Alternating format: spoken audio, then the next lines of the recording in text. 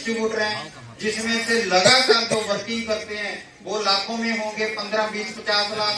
लेकिन बहुत सारे जहां पे रॉयल्टी, टेक्निकल मराल्ड, स्टाफ मराल्ड हैं, लेकिन कंपनी की एक कोर टीम है जिसमें मात्र 40 से 45 लोग हैं। सर उस कोर टीम का हिस्सा है और उस कोर टीम में भी टॉप 10 के अंदर सर का नाम आता है। यानी आरसीएम में टॉप 10 के अंदर जो साथी है वो आज हमारे बीच हैं। स्टार लाखों करोड़ों की इनकम, वो सारा कुछ अपने बारे में बताएंगे। और हम पंजाब में बैठे हैं, पंजाब के लोग मेहमान का कैसे वेलकम करते हैं, कैसे स्वागत करते हैं, बताने की जरूरत नहीं है। हम सभी साथी सर के सम्मान में एक बार खड़े होंगे। जोरदार तालियां, फूटी एक जबरदस्त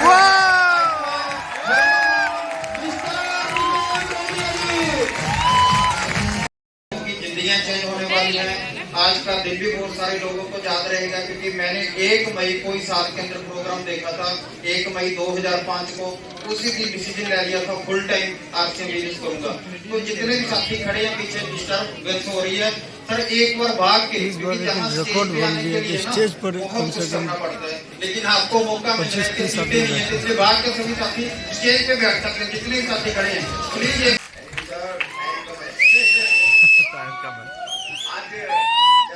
प्रोग्राम है, तो मेरे को कई बार नोटिस दे दिया कि सब थोड़ा सा जल्दी करना है, थोड़ा सा जल्दी करना है, टाइम कम है। ग्रुपी जी मेरी तरफ भी सुनी तो जो उन्होंने बोला था ना वो भी मेरी अकाउंट में ऐड कर ले। जय आरसीएम, जय आरसीएम। कैसे सभी लोग? मस्त। जो बोले सो निहाल। बड़ा अच्छा लगता है। सर ने बताया बहुत सी चीजें हैं जो इस सिस्टम की वजह से मिलती है। नाम, पैसा, पहचान, सम्मान, नॉलेज, घूमना फिरना। मैं बहुत सौभाग्यशाली हूँ, आरसी में हूँ, 23 साल से सीख रहा हूँ। इसकी वजह से कल भी एक मुझे बड़ा सौभाग्य प्राप्त हुआ कि कल मैं आनंदपुर साहब था, मुझे दर्शन करने का मौका मिला, वहाँ मत्था टेका, मैंने आशीर्वाद लिया। और कल ऐसे दिन भी था, तो इस आरसीएम की वजह से पूरी दुनिया घूमने का मौका मिलता है, अलग अलग लोगों से मिलने का मौका मिलता है और जिंदगी स्वर्ग जैसी हो जाती है, जैसे विर्क साहब आपको बता रहे थे। चाहते हैं आप भी आपकी वीडियो की? अदरवाइज हम इस जिंदगी में हर आदमी कुछ न कुछ काम तो करता ही करते हैं ना। सभी लोग आप जितने यहाँ पे बैठे हुए हैं, सभी लोग कुछ न कुछ काम करते हैं। मैं भी करता था। थोड़ा सा अपने बारे में परिचय दूं, इससे पहले मैं एक बार आपका परिचय देना चाहता हूँ। हमारे बीच में ऐसे कितने साथी जो पहली बार आरसी की मीटिंग में आए? पहली बार आप पहली बार आए। जोरदार वेलकम, हम आपका स्वागत करते हैं। जोरदार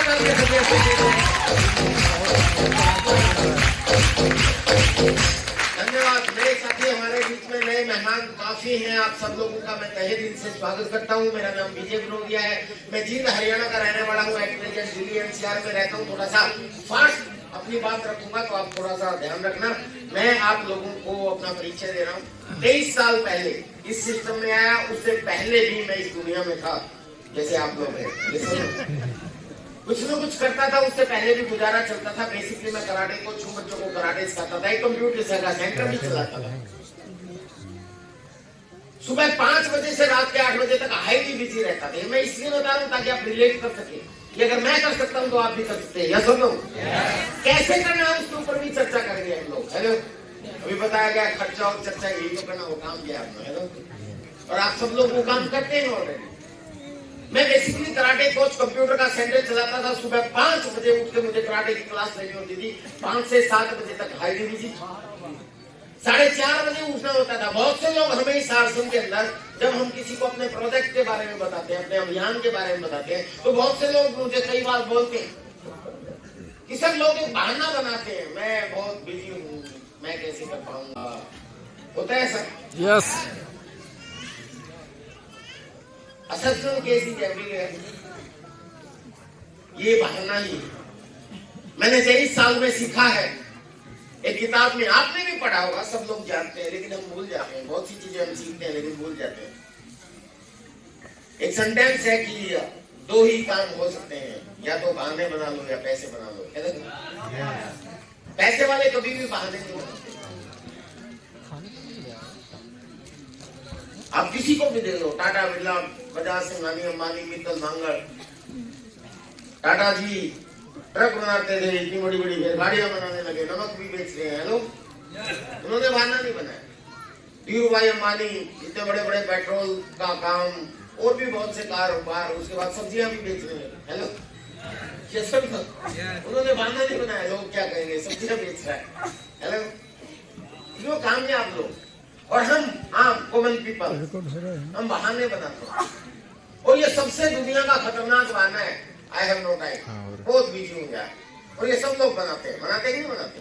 आप में से भी बहुत से लोगों को यहाँ बुलाया गया होगा, हालांकि हाउसफुल है, स्टेज भी फुल हो रहा है, और फिर भी जितने आपने बुलाए उतने नहीं आए होंगे। ये सुनो, बहुत से लोग सोच रहे हैं काश वो भी आ जाता, और उनसे पूछा, अरे आप आने वाले थे, आज विजय जी का प्रोग्राम है, तो उन्होंने कहा होगा यार क्या करें, बिजी हो जाए, समय ही नहीं मेरे पास। या आप इस प्रोजेक्ट के बारे में बात करते हो कि बहुत अच्छा सिस्टम है, बहुत बढ़िया सिस्टम है, हेल्थ मिलती है, ओरिजिनल प्रोडक्ट मिलते हैं, डिस्काउंट मिलता है, कैशबैक मिलता है, फ्री प्रोडक्ट मिलता है, इतनी सारी चीजें मिलती है, तो मैं कैसे करूंगा, टाइम ही नहीं मेरे पास। ये सब बोलते हैं ना। मैं कहता हूँ कि इस दुनिया का कोई भी कितना भी व्यस्तम इंसान क्यों ना हो, अपनी जिंदगी में हर रोज 2 से लेकर 4 घंटे डेली फालतू कामों में जरूर बर्बाद करता है।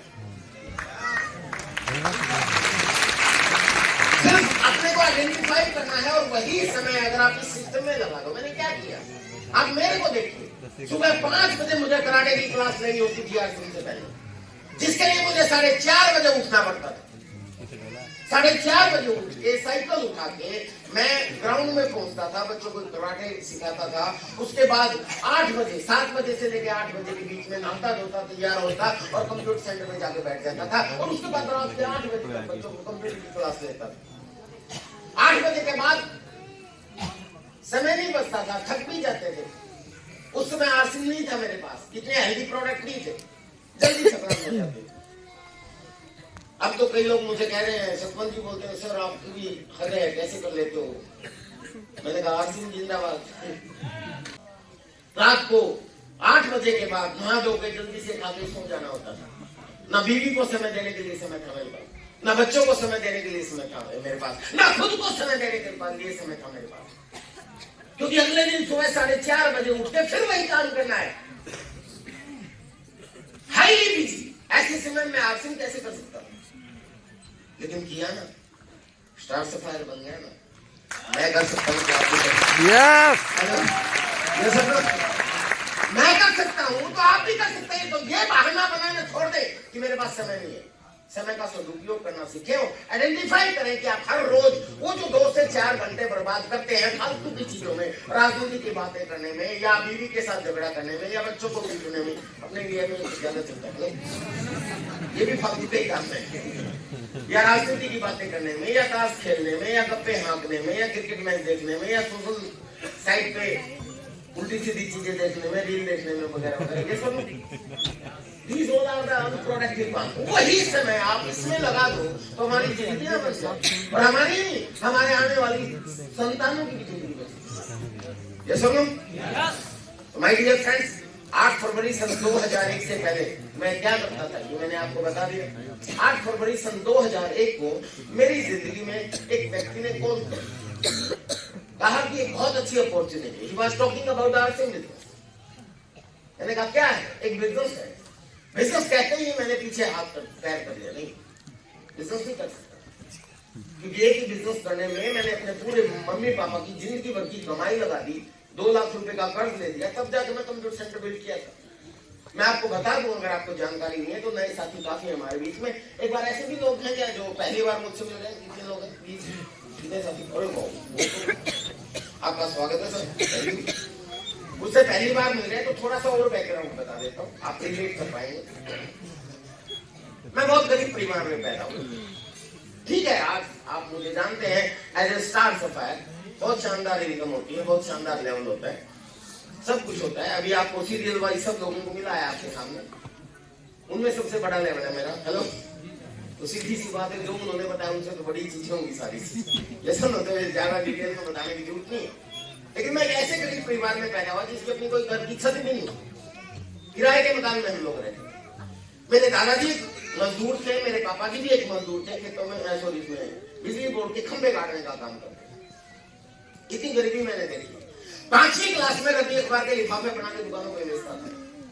8वीं क्लास में अखबार बांटने के लिए किस्तों में साइकिल खरीदना पड़ा था मुझे। सुबह 5 बजे उठ के, ये मैं उस समय की बात कर रहा हूँ जब मैं पढ़ता था 8वीं क्लास में। सुबह 3:30 बजे उठ के अखबार उठा के और फिर 5, 5:30, 7 बजे तक अखबार बांटता था। उसके बाद स्कूल से आता था। 11वीं क्लास में कराटे अच्छा खिलाड़ी होने के नाते मेरे को ब्लैक बेल्ट हासिल हो गई और मैं कोच बन गया था 11वीं क्लास में। जिस स्कूल में पढ़ता था उस स्कूल के बच्चों को कराटे सिखाता था। ये मेरी पुरानी लाइफ 8 साल से पहले। जिस कॉलेज में गया उस कॉलेज के बच्चों को कराटे सिखाता था। दिल्ली में इंजीनियरिंग करने के लिए गया। हर रोज सुबह लोधी गार्डन में मेरी कराटे, हर रोज शाम को लोधी गार्डन में मेरी कराटे की क्लास होती थी और हर रोज सुबह वहां से 14 किलोमीटर दूर जो साइकिल मैंने किस्तों में खरीदा था उससे जाके मैं कराटे सिखाने के लिए जाता था, ताकि मैं दिल्ली में सर्वाइव कर सकूं और अपनी पढ़ाई पूरी कर सकूं। इतनी गरीबी देखी है मेरी। कंप्यूटर इंजीनियरिंग पूरी हुई और उसके बाद जब भी किसी की पढ़ाई पूरी होती है तो सबसे पहला काम आदमी क्या करता पढ़ाई पूरी होने के बाद? नौकरी ढूंढता है।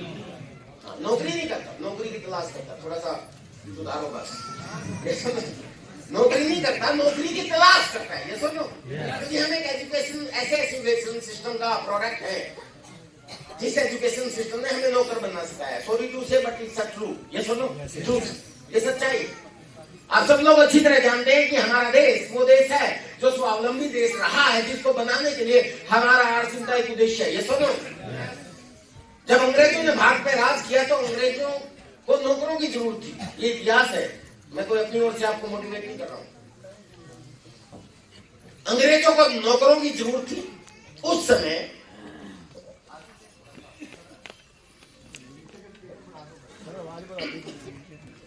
अंग्रेजों को नौकरों की जरूरत थी और भारत के देश के वासी हमारे वो नौकर बनना नहीं चाहते थे।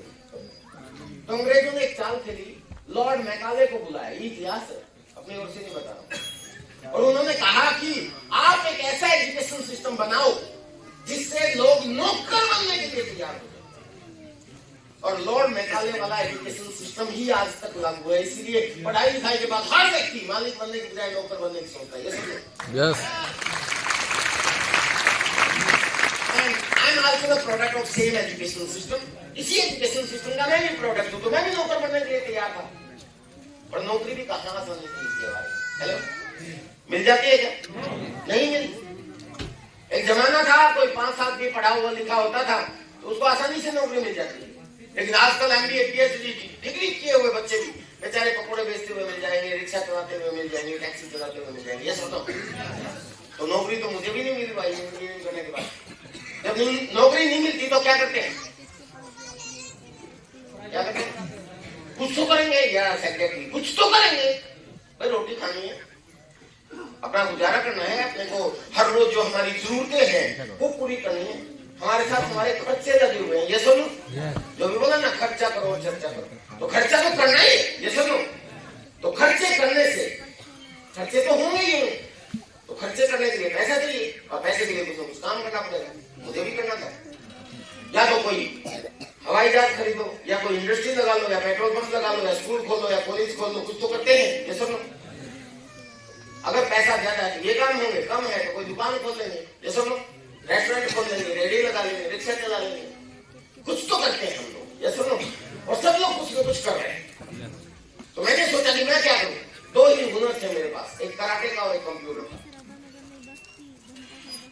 कराटे का एक सेंटर खोल दिया जो मैं आपको बता चुका हूँ, एक कंप्यूटर का सेंटर खोल दिया, जिसको खोलने के लिए मैंने अपने माँ बाप से 2 लाख रुपए की, जो उनकी पूरी जिंदगी भर की कमाई थी, मेरे मम्मी पापा की, वो ले ली।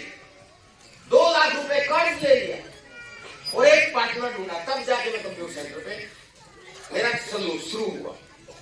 ठीक ठाक जिंदगी चलने लगी जैसे आप लोगों की चल रही है, मस्त।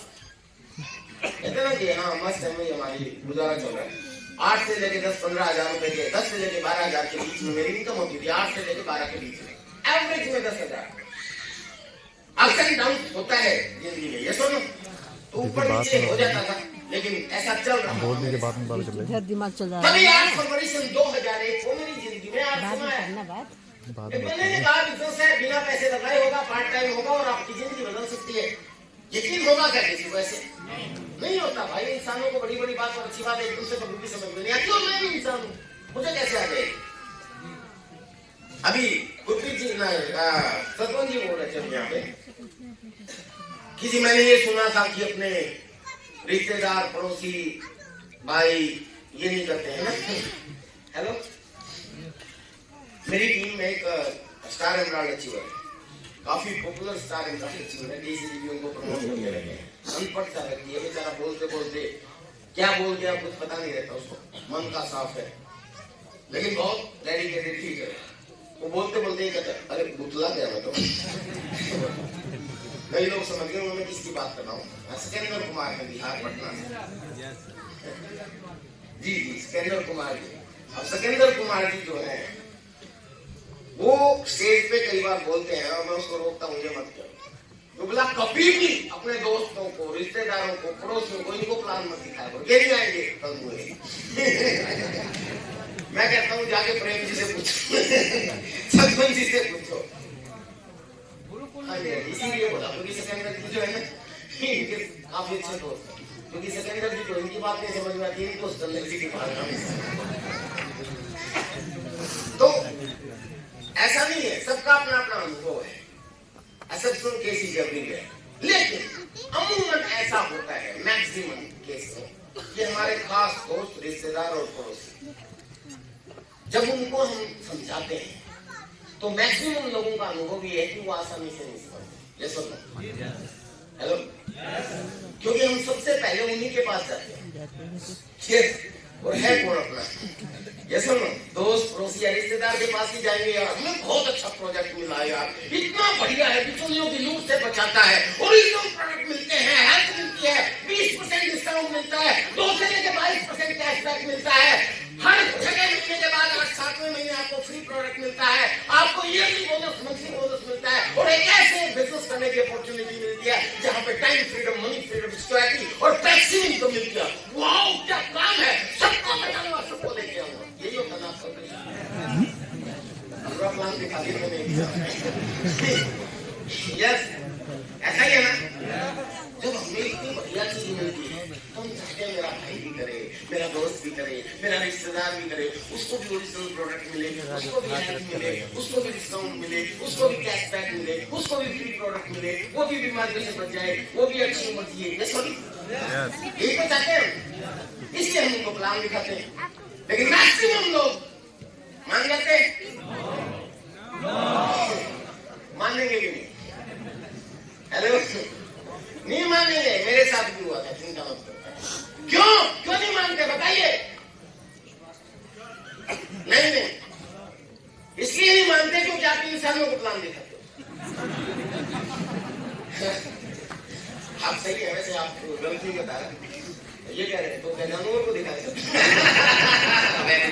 बहुत अच्छा, सही बात है भाई, हमें इंसानों को प्लान दिखाना है, इंसानों के साथ काम करना है, ये सोचो, क्योंकि हमारे पास इंसानों वाले प्रोडक्ट है, जानवर को कोट पहनता नहीं, यस ना जूते पहनता, तो प्लान तो इंसानों को दिखाने पड़ेगा।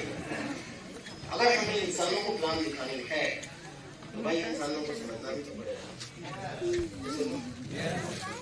जैसे जिसको रेप्टाइल के साथ काम करना है, जंगलों में काम करना है, उसको जंगल का समझना पड़ेगा, पुष्पा को चंदन का काम करना था, चंदन को समझना पड़ेगा। जैसे जिसको हाथियों के साथ काम करना, उसको हाथी को समझना पड़ेगा। ये सब हमें इंसानों के साथ काम करना, तो इंसानों को नहीं समझना है, तो इंसानों की समझ क्या है? जो आप बताइए क्या बोल रहे हैं? समझ, विश्वास नहीं होता, क्योंकि इंसानों को आसानी से विश्वास नहीं। एक कारण तो ये, क्योंकि इंसानों को बड़ी बड़ी बात और अच्छी बात एकदम से कभी भी समझ नहीं आती, ये इंसानों की आदत है, इसको आपको समझना चाहिए। समझ में आई? आज तक इंसानों ने कोई भी बात, कलयुग है, बाबा जी बता रहे कलयुग है, कलयुग में हम लोग पैदा हुए और इस कलयुग में आप अपने यारे प्यारे दोस्त रिश्तेदार को जब उसका फायदा बताते हो कि अब तुम्हारा ये फायदा है, तो वो सुन ही नहीं रहा होता, वो ये सोच रहा है कि सब इसका क्या फायदा है। सही बात है ना, अपना फायदा नहीं देखेगा, सामने वाला सोचता है कि इसका क्या फायदा, इसका ना फायदा हो जाए, ऐसा नहीं होता। बहुत बड़ा कारण ये भी है, लेकिन माफ करना, मैं आपके परिवार, दोस्त, रिश्तेदार और पड़ोसियों को के बारे में आपको नेगेटिव नहीं कर रहा हूँ, लेकिन असफल कैसी नेगेटिव है। आपका परिवार बहुत अच्छा हो सकता है, जैसे जी का है, हेलो, ये तो मान गए, जैसे मेरा है, मेरे परिवार वाले मान गए, इस स्वप्न जी का है, इसके भी मान गए, सारा खानदान ही जुड़ा हुआ है, चाचा मामा ऊपर। लेकिन ऐसा नहीं है, कुछ तो जरूर होंगे जिन्होंने कहा अच्छा यस हो ना। तो हमारे इस सिस्टम में एक चीज तो हम किसी का नुकसान नहीं करते। जैसे मुझे पहली बार प्लान मुझे भी समझ में नहीं आया, लेकिन माय डियर फ्रेंड मैंने ज्वाइन कर लिया। अब कई लोग सोच रहे होंगे यार विजय जी आपको समझ में नहीं आया फिर क्यों ज्वाइन किया। तो नए साथी काफी है, इसलिए मैं आप सब लोगों को जो भी अभी मैं बोलने वाला हूँ बड़ी बड़ी बातें, मुझे पता है आप सारे लोग इंसान हैं, शायद आपको ना समझ में आए, क्योंकि इंसानों को बड़ी बड़ी बात और अच्छी बात एकदम से समझ में आए कि मैं चाहता आपको समझ में आए। बता दूं यस मुझे क्या समझ में आया। मुझे प्लान दिखाया गया और प्लान का जो निचोड़ था, मतलब एक लाइन में बताएं तो आर्सन के प्लान में क्या है, खरीदो और कमाओ, ये सुन, यानी कि खरीदारी करने से इनकम आती, यही है ना। तो मेरे को भी यही प्लान दिखाया गया था, तो मैंने अपने दिमाग से पूछा कि बता दिमाग, कहीं ये मुझे ठग तो नहीं रहे, कहीं उल्लू तो नहीं बना रहे, बता कभी खरीदारी से भी पैसा आता है। तो मेरे दिमाग ने कहा कि यार कर तुमने एक किताब पढ़ी थी एक दिन, जिस किताब के अंदर एक सेंटेंस था, if you worrying about something else the ultimate loss for time and compromise with एस्ट्रिस। ये डेल कार्नेगी का सेंटेंस है जो मैं इंजीनियरिंग करता था तब पढ़ा था, जिसका मतलब बनता है कि यदि किसी काम को लेकर आप चिंतित परेशान या दुखी हैं तो उस काम में आपका नुकसान क्या होता है, ये सोच लो आपकी चिंता दूर हो जाएगी। तो मेरे दिमाग ने भी कहा कि मेरे दिमाग से भी सोच तेरा नुकसान क्या हो सकता है। तो मैंने दिमाग से पूछा, ये कन्वर्सेशन मेरे ही बीच में चल रही है, और हम लोग पता क्या है, हम कन्वर्सेशन अपने दिमाग से नहीं करते, हम पड़ोसी से के दिमाग से करने लग जाते हैं। हेलो, ये भी गलती है कि यहाँ से हम समझ के जाएंगे और पूछेंगे पड़ोसी से, अरे यार आपको डॉक्टर बनाना अपने बच्चे को, और मूंगफली वाले से पूछोगे कि डॉक्टर बनाऊं क्या, वो तो कहेगा पागल हो गया, डॉक्टर बनाएगा करोड़ों रुपए खर्च हो जाएगा, इतना पढ़ना पड़ेगा, 5 साल तक किताबें, चश्मा चढ़ जाएगा, मेरे साथ ठेला लगवा दे 200 रुपए कहीं नहीं देना, आज भी मूंगफली की बड़ी डिमांड है, वो यही बोलेगा, ऐसा ही नहीं है। तो सलाह तो उसी से लोगे ना जो उस काम में सफल है। यस, लेकिन हम गलती ये भी करते हैं कि हम किसी और से सलाह करते हैं, इससे बढ़िया तो अपने दिमाग से पूछते। तो मैंने अपने दिमाग से पूछा कि बता दिमाग कहीं आरसी वाले उल्लू तो नहीं बना रहे। तो मेरे दिमाग ने कहा कि ये क्या कह रहे हैं, मैंने कहा ये कह रहे हैं कि खरीदने से पैसा आएगा। तो उसने कहा नहीं आया तो मैंने कहा यही तो चिंता है। तो कहले पहले कितना आता था। हेलो, मेरे दिमाग ने मुझसे बोला, मैंने कहा पहले तो नहीं आया। तो मेरे दिमाग ने कहा आगे नहीं आया तो कौन सी टॉप चल आखिर नहीं आया तो कौन सी टॉप चल जाएगी। तो इस सिस्टम में सबसे बढ़िया बात यह है कि इस सिस्टम में कम से कम खोने लायक कुछ नहीं, पाने लायक बहुत। मैं वाइटल अचीवर था।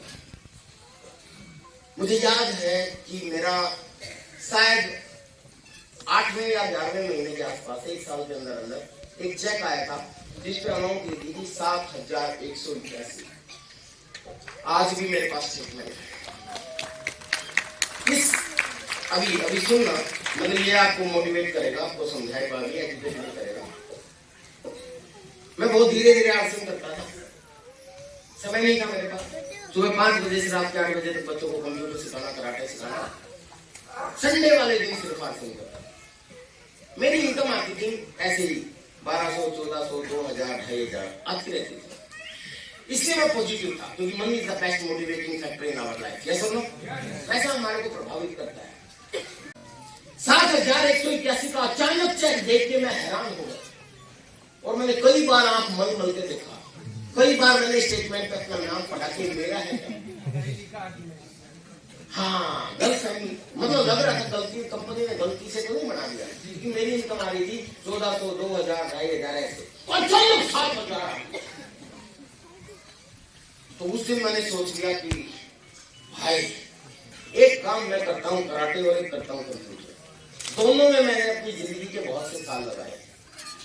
कराटे को सीखने के लिए मैंने पता नहीं कितनी मेहनत की है, कितने लोगों के दांत तोड़े, खुद के भी खुदवा डाले।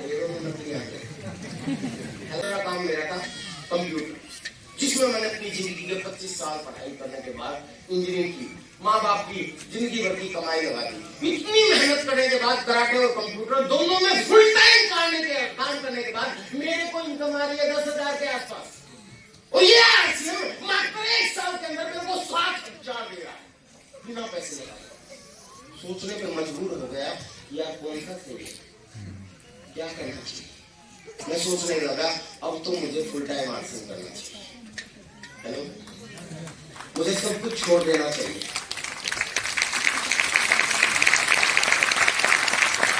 7,181 के चेक ने मेरी जिंदगी बदल दी थी लगभग।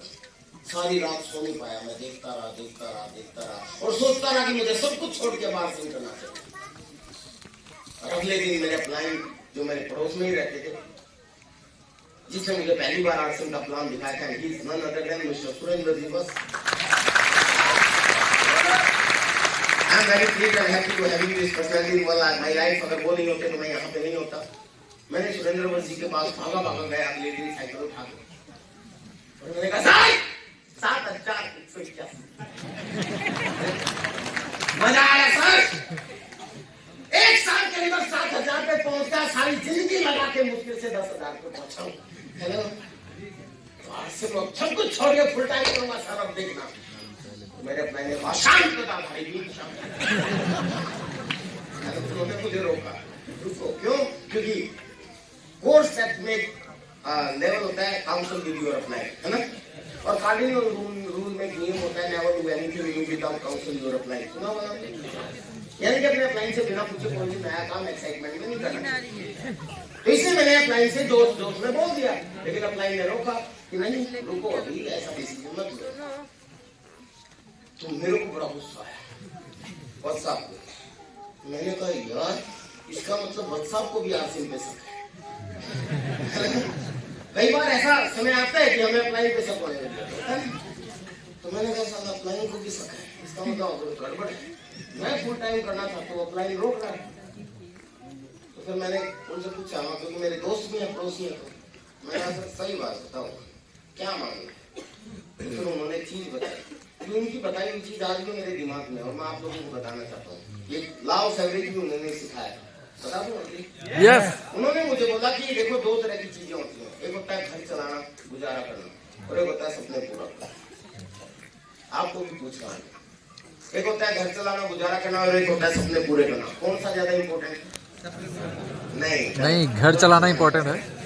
घर चलाना इम्पोर्टेंट। बीवी बच्चों का आपकी दाल रोटी चलती रहे वो ज्यादा जरूरी है। सपने पूरे करना सेकेंडरी चीज है, ये सुनो। और घर जो चलता है वो ट्रेडिशनल काम से आपका चल रहा है, ये सुनो। और सपने पूरे उस काम से नहीं, ये सुनो। जो काम आप कर रहे हो उससे घर चल सकता है, सपने पूरे नहीं हो सकते। क्यों? क्योंकि घर छोटी इनकम से चलता है, सपने बड़ी इनकम से पूरे होते हैं, ये सुनो। तो मेरे अपलाइन ने बोला कि घर चलाना ज्यादा जरूरी है। अगर आप आर्ट्स छोड़ दोगे, सॉरी वो सब कुछ छोड़ दोगे तो आपका घर चलना मुश्किल हो जाएगा। तो मैंने कहा सर आर्ट्स है ना, तो उन्होंने कहा आर्ट्स से घर नहीं चलाते। ध्यान से सुनना सर, आर्ट्स घर चलाने के लिए नहीं। अगर आप घर चलाने के लिए और गुजारा करने के लिए अगर आर्ट्स करना चाहते हैं तो भाई प्लीज ना करें, अपना कोई ट्रेडिशनल काम करें, नौकरी करें, आसानी से करें। मेरे घर पे जो काम वाली बर्तन मांजने के लिए आती है उसको मैं 5,000 रुपए देता हूँ, सिर्फ बर्तन मांजने के वो 5,000 ले लेती है। लेकिन यही 5,000 अगर उसको आरसी में करवाने पड़ जाए तो ज्यादा टाइम लगेगा, मेहनत ज्यादा लगेगी, बर्तन मांजने से ज्यादा मेहनत लगेगी।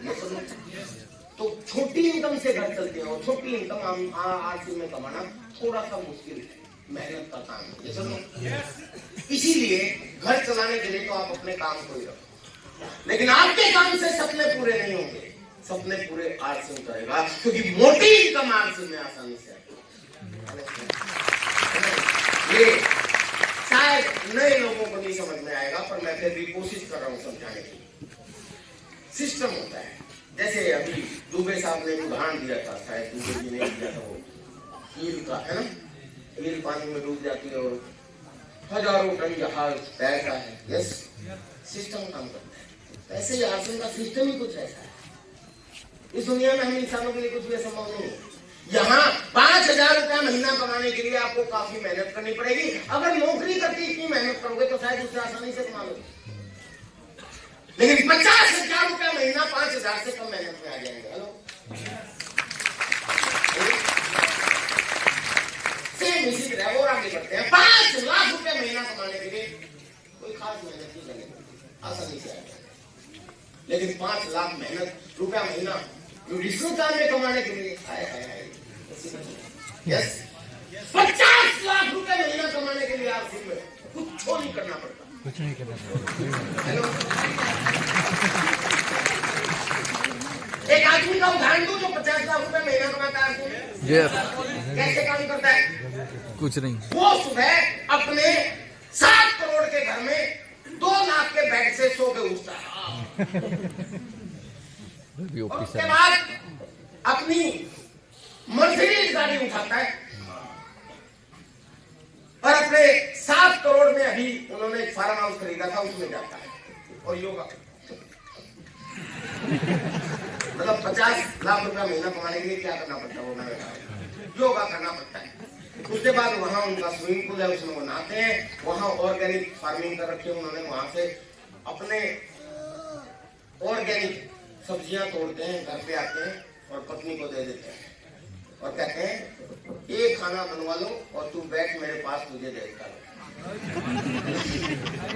और उसके बाद नहा धो के खा पी के अपने 10 करोड़ के ऑफिस में जाके बैठ जाते हैं और मेरे पैसे काउंसलिंग करवाने के लिए आते हैं और उनको कहते हैं ऐसे नहीं ऐसे करना होता है, ऐसे नहीं ऐसे करना होता है। और महीने के लास्ट में 50 लाख 52 लाख 57 लाख जानते हैं किसके लिए बात कर रहा हूँ? रवि ओपी शर्मा। अच्छा, सुरेंद्र।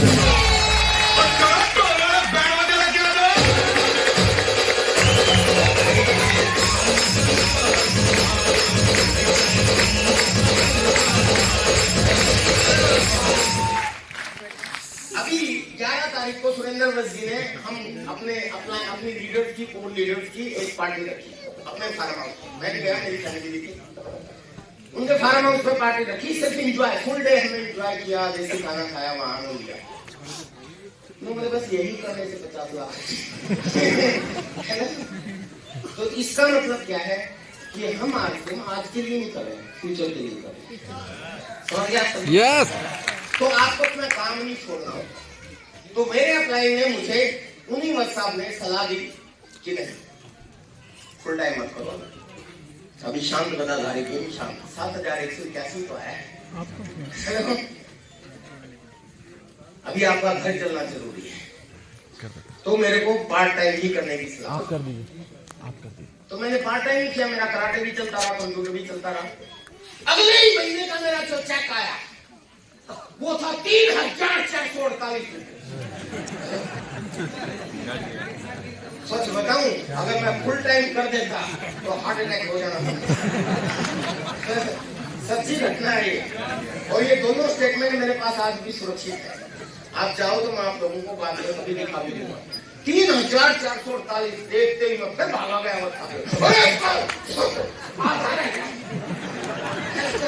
आधा रह गया। फिर उन्होंने कहा शांत मैंने कहा सर आधा रहेगा, मुझे ये क्या हुआ? फिर उन्होंने कहा दिखाओ, तो उन्होंने स्टेटमेंट पढ़ी और स्टेटमेंट पढ़ के मुझे कहा कहाँ आधा रह गया यार, स्टेटमेंट पढ़ना तो सीख लो। मैंने कहा सर आधा ही तो है, पिछली बार तो 7,181 और इस बार 3,448। और उस दिन सर उन्होंने मुझे आज की स्टेटमेंट पढ़ना सिखाया। आप भी सीख जाइए। यस। उन्होंने कहा कि नहीं, आपका कम नहीं, आप देखिए आपका इतना टर्नओवर हुआ और आपकी टीम में पिछले महीने कितना बटा था, इस बार आपकी टीम में पिछले महीने से ज्यादा बटा है, आपका भले ही कम आया। इसका मतलब जड़ें मजबूत हो रही है। समझ में आ रहा है? यस। इसका मतलब जड़ें मजबूत हो रही है, वृक्ष बनने वाला है, आने वाले समय में लाखों करोड़ों आएगा। और उस दिन के बाद माय डियर फ्रेंड, मैं विजय करोड़िया स्टेटमेंट देखना सीख गया। अब कभी भी बिजनेस फाइनल होता है, मैं अपनी इनकम नहीं देखता, स्टेटमेंट में पहले पढ़ता हूँ मेरी टीम में कितना गया, और मुझे गर्व होता है, सीना 56 से चौड़ा हो जाता है कि हर महीने मेरी टीम के घरों में लगभग 25 करोड़ 26 करोड़ रुपया जाता है। और ये वही 25-26 करोड़ है जो पहले आरसी से पहले भी वो लोग खर्च करते थे, लेकिन वो उन बिचौलियों के घरों में जाता था। कहा जाता है कि खुदा के नहीं देता हूँ, किसी न किसी को माध्यम बनाता है। कहीं न कहीं हम माध्यम बने लोगों को बचाने में, लोगों की इनकम बचाने में, और ये बहुत बड़ी खुशी गर्व की बात है। ये सुनो, यस चाहते हैं आप भी, यस आप भी बहुत से लोगों की दुआएं कमा पाए, बहुत से लोगों को बीमारियों से बचा पाए, बहुत से लोगों को ओरिजिनल प्रोडक्ट मुहैया करवा पाए, बहुत से लोगों को इनकम दिला पाए। Yes, there is only platform, that is our. तो भाई मेरे को नहीं पता मैं कितने करोड़ कमाता हूं, काउंट ही नहीं करना। हाँ, एक चीज बताते हुए बड़ा मजा आता है कि मेरे पास जो इनकम आती है, इस इनकम का एक पार्ट मैं भारत के प्रधानमंत्री को तनख्वाह के रूप में देता हूं।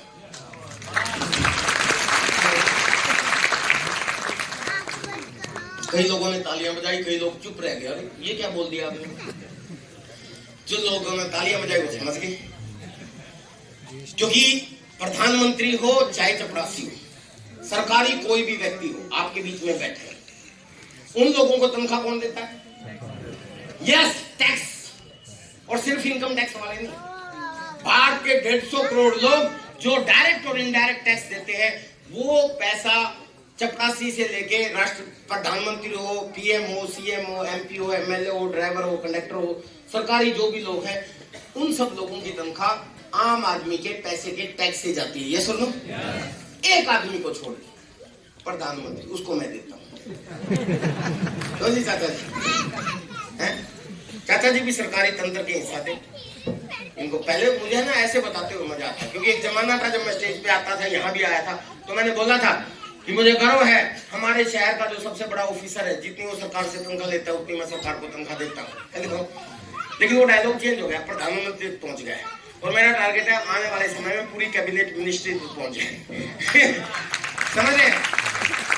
अब कई लोग सोचेंगे सर इनकम टैक्स तो साल में एक बार लगता है, प्रधानमंत्री तो तनख्वाह हर महीने लेता है। तो भाई इसी प्रधानमंत्री ने हमारे ऊपर एक गब्बर सिंह टैक्स लगाया, पता ना आप लोगों को? जीएसटी। क्या नाम उसका? जीएसटी। नाम तो है गुड्स एंड सर्विस टैक्स, हम मजे में गब्बर सिंह टैक्स बोल देते हैं। हाँ, गुड्स एंड सर्विस टैक्स फिर इनकम पे कैसे लगेगा? तो इसी प्रधानमंत्री ने ये बोला था कि 20 लाख से ज्यादा जो भी कमाता है साल में, उस पे जीएसटी लगता है, पता ना आप लोगों को? तो हम तो 20 से ज्यादा कमाते हैं, तो हमारे पे लगेगा। तो हर महीने आपके अकाउंट में आरसीएम चुपके से हर महीने की 4, 5, 6, 7 तारीख के आपके अकाउंट में टुक दे पैसा भेज देती है। ऐसा ही होता है? यस। कितने लोगों को आता है पैसा? बल्ले बल्ले, थैंक यू वेरी मच। लेकिन इनको दिल्ली से नहीं लेके आया मैं, सबको आता है, मुझे नहीं आता, और भगवान करे आपको भी ना आए। अब आप सोचो सर ये क्या दुआ दे रहे हो, बद दुआ दे रहे हो? क्योंकि 20 लाख से ज्यादा सालाना इनकम आपकी होने लग जाएगी तो कंपनी आपके अकाउंट में पैसा नहीं डालती। बोल खोल रहा हूं, ध्यान से सुने, मेरे अकाउंट में नहीं आता चाचा जी, ओ चाचा जी, मेरे अकाउंट में नहीं आता। क्या होता है, हमारे को टैक्स इनवॉइस भेजते हैं जिसपे लिखा होता है इस बार आपको इतने लाख की इनकम बनी है, जिसका इतने लाख जीएसटी बनता है, पहले ये भरो तब देंगे। आदेश अनुसार प्रधानमंत्री नरेंद्र मोदी, द कंपनी उसका सहारा लेके बोलती है, तो हमें पहले वो पैसा जमा करवाना पड़ता है। और ये कई बार ये जो इनकम है, डायरेक्ट टैक्स और इनडायरेक्ट टैक्स, ये टोटल मिला के मेरा प्रधानमंत्री की सैलरी से ज्यादा होता है। चाहते हैं? ये वही लड़का था जो मैं आपको बोल रहा था कि आप जितने लोग यहाँ पे बैठे हैं, आप में से जो आदमी सबसे ज्यादा गरीब समझता हूँ, उससे भी ज्यादा गरीब परिवार में पैदा हुआ, लेकिन बिकॉज ऑफ दिस सिस्टम आज यहाँ पे पहुंच गया। इनकम अच्छी, साइकिल किस्तों में खरीदा था मैंने, आज मेरे परिवार के हर सदस्य के पास अलग कार है, मेरे पास अलग कार है, मेरी वाइफ के पास अलग कार है, मेरी पत्नी के पास। मेरे को पता था वीडियो बनाने लग गया। कई लोग सोचेंगे अरे वाइफ अलग पत्नी अलग, फायर होने के बाद नहीं है ऐसा, मजे ले रहा हूँ। आज मेरे पास अलग कार है, वाइफ के पास अलग कार है, पापा के पास अलग कार है, बहन के पास अलग कार है, बड़ी बहन के पास अलग कार है, भाई के पास अलग कार है। एक मेरी सबसे पहली कार है, एक चोर लेगी मेरी स्कॉर्पियो, वो भी मेरी है, वो चला रहे होंगे कहीं, वो भी मेरी कार है। इतना सारा माल तो है।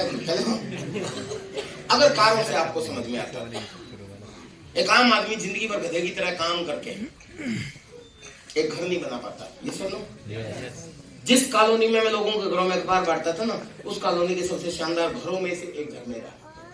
चाचा जी मेरे पड़ोसी हैं।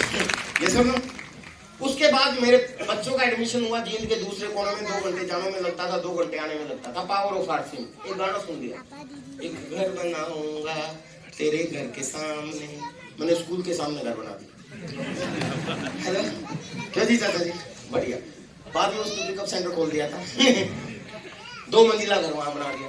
फिर मैं रोहतक में पढ़ा था, किराए के मकान में रहता था। मैंने सोचा मेरे बच्चों को भी रोहतक में पढ़ाऊंगा, हमारा एजुकेशन हब है, तो एक 2 मंजिला मकान रोहतक में भी बना दिया।